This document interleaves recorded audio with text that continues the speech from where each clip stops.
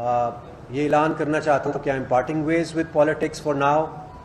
और फिर अल्लाह को जो मंजूर हुआ कल किसी ने नहीं देखा। साथ ही साथ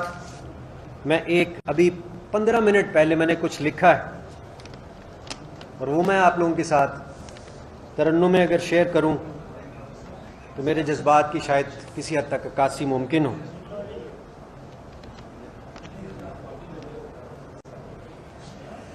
जो राहे हक में चले गए,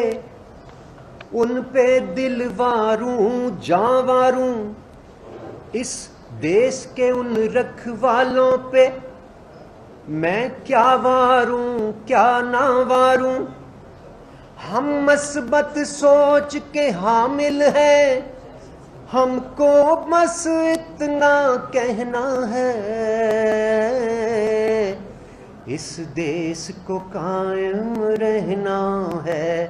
इस देश को कायम रहना है, इस देश को कायम रहना है, इस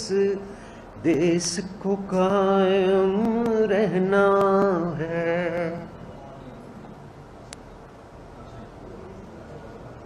साहब, इस मौके पे आप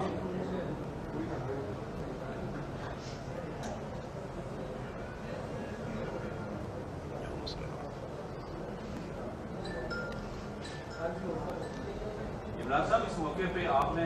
इतने नजराने गए पीटीआई के लिए, तो आप ये बताएंगे कि आप